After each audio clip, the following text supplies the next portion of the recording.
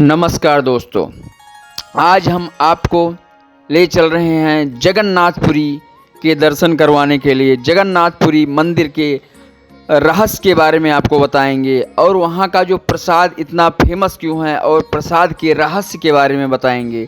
तो दोस्तों, हमारे चैनल हिंदी धार्मिक कहानियाँ में आपका स्वागत है। आप हमारे चैनल को सब्सक्राइब कर लीजिए और लाइक कीजिए वीडियो को और शेयर कीजिए, जिससे हमारा मनोबल और बढ़े और अच्छी अच्छी कहानियाँ मैं आपके सामने प्रस्तुत करूं।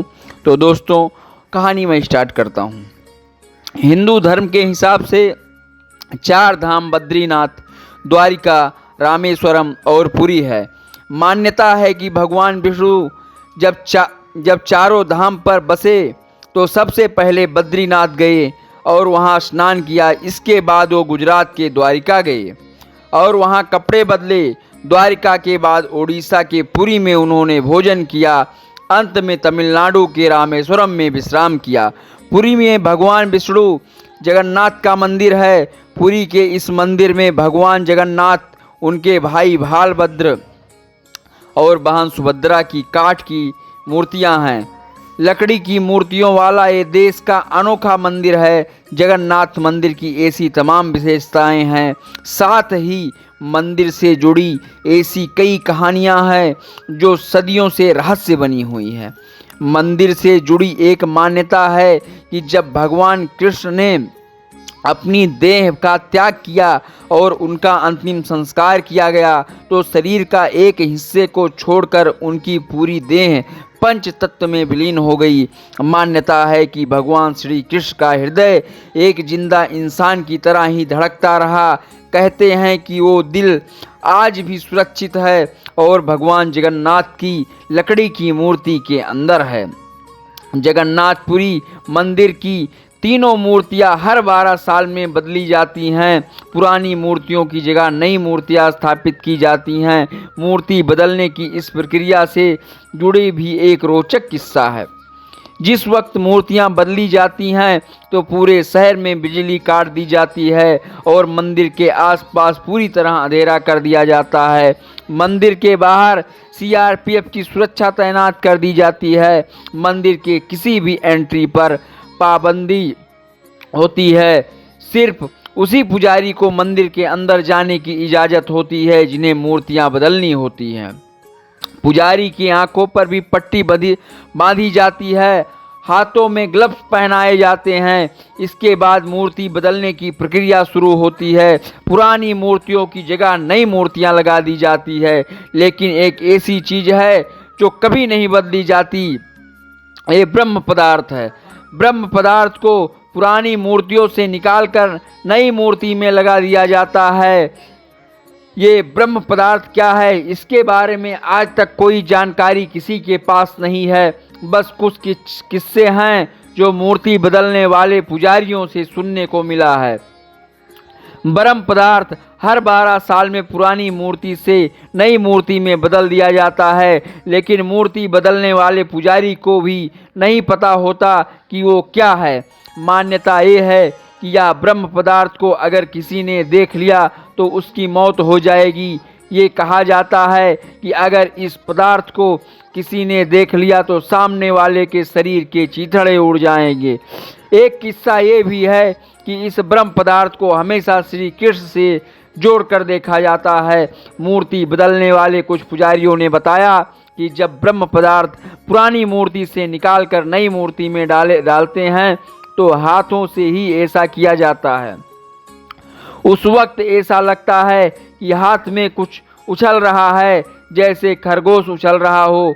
कोई ऐसी चीज़ है जिसमें जान है, क्योंकि हाथों में दस्ताने होते हैं, इसीलिए उस पदार्थ के बारे में ज़्यादा एहसास नहीं हो पाता है। यानी ब्रह्म पदार्थ के किसी जीवित पदार्थ होने की कहानियाँ ज़रूर हैं, लेकिन इसकी हकीकत क्या है ये कोई नहीं जानता।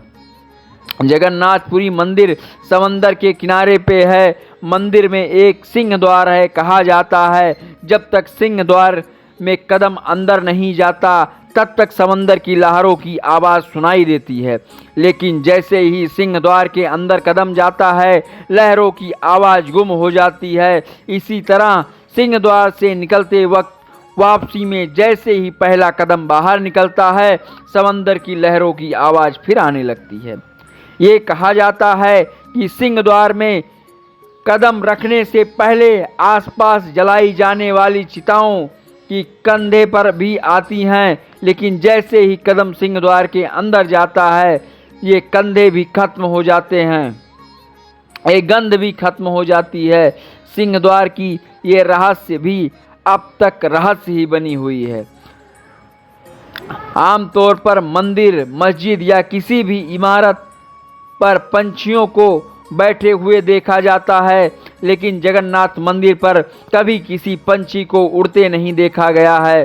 कोई पंछी मंदिर के परिसर में बैठा हुआ नहीं दिखाई दिया। यही वजह है कि मंदिर के ऊपर से हवाई जहाज, हेलीकॉप्टर के उड़ने पर भी मनाही है। इसके अलावा मंदिर में जो प्रसाद बनता है वो लकड़ी के चूल्हे पे बनाया जाता है। ये प्रसाद 7 बर्तनों में बनाया जाता है। 7 बर्तन को एक के ऊपर एक करके एक साथ रखा जाता है, यानी 7 बर्तन चूल्हे पर एक ही सीढ़ी की तरह रखे होते हैं। सबसे हैरानी की बात यह है कि जो बर्तन सबसे ऊपर यानी 7वें नंबर पर होता है, उसमें सबसे पहले प्रसाद बनकर तैयार होता है। इसके बाद छठे, 5वें, चौथे, तीसरे और दूसरे और पहले यानी सबसे नीचे के बर्तन का प्रसाद तैयार होता है। श्री जगन्नाथपुरी धाम चारों दिशाओं के चारों पावन धामों में से एक है। ऐसा मान्यता है कि बद्रीनाथ धाम सतयुग और उत्तर दिशा का धाम है। रामेश्वरम धाम त्रेतायुग और दक्षिण दिशा का धाम है। द्वारिका द्वापर युग और पश्चिम दिशा का धाम है तथा जगन्नाथपुरी कलयुग और पूर्व दिशा का पावन धाम है। आइए हम जानते हैं जगन्नाथ जी का धाम कहाँ है। जगन्नाथपुरी धाम उड़ीसा राज्य के पुरी शहर में स्थित है। यह शहर भगवान जगन्नाथ के मंदिर के लिए जाना जाता है। यह एक प्रसिद्ध तीर्थ स्थल है। अपने इस लेख में हम जगन्नाथपुरी धाम की यात्रा करेंगे और इसके बारे में विस्तार से आपको बताएंगे।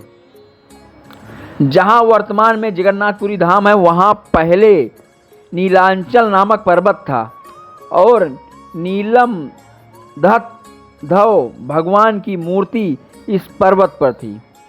इस मूर्ति की देवता लोग आराधना करते थे। माना जाता है कि यह पर्वत भूमि में समा गया और भगवान की वह मूर्ति देवता अपने देवलोक ले गए। परंतु इस क्षेत्र को उन्हीं की स्मृति में अब भी नीलांचल कहते हैं। श्री जगन्नाथ जी के प्रसाद की महिमा तो भुवन विख्यात है। महाप्रसाद में छुआछूत का दोष नहीं माना जाता है, उचित दोष भी नहीं माना जाता है। व्रत के दिशाओं में उसे ग्रहण कर सकते हैं। सच तो ये है कि भगवान का प्रसाद अन्न या प्रसाद नहीं करता, वह तो चिन्मय तत्व है। उसे पदार्थ मानकर विचार करना ही दोष की संज्ञा में आता है। कहते हैं कि श्री वल्लभाचार्य महाप्रभु एक बार जब जगन्नाथपुरी पधारे तो एकादशी व्रत के दिन उनकी निष्ठा की परीक्षा करने के लिए उनको किसी ने मंदिर में ही महाप्रसाद दे दिया। आचार्य ने महाप्रसाद में उसका सांत्वना प्रारंभ किया। एकादशी के पूरे दिन तथा पूरी रात उनका सत्वान जारी रहा। दूसरे दिन द्वादशी में सत्वान समाप्त करके उन्होंने प्रसाद ग्रहण किया। इस प्रकार उन्होंने महाप्रसाद एवं एकादशी दोनों को समुचित आदर किया। एक ही थाली में महाप्रसाद ग्रहण करने की प्रथा आदिवासी सबरी के समय से चली आ रही है। इस कारण छुआछूत के अभाव को बौद्ध धर्म का प्रभाव कहना गलत होगा। यह संभव है कि उनके तथा वैष्णव मत के प्रभाव से छुआछूत के बचे खुचे अवशेष भी समाप्त हो गए हैं। नमस्कार दोस्तों, इसी तरह बने रहिए हमारे चैनल में और वीडियो को लाइक कीजिए, शेयर कीजिए और हमारा सहयोग कीजिए, समर्थन कीजिए, जिसलिए अच्छी अच्छी कहानियाँ लाने के लिए हम आप प्रेरित होएं और अच्छी कहानियाँ आपकी समझ लेके आएँ। धन्यवाद, नमस्कार। फिर मिलेंगे एक नई कहानी के साथ अगले एपिसोड में।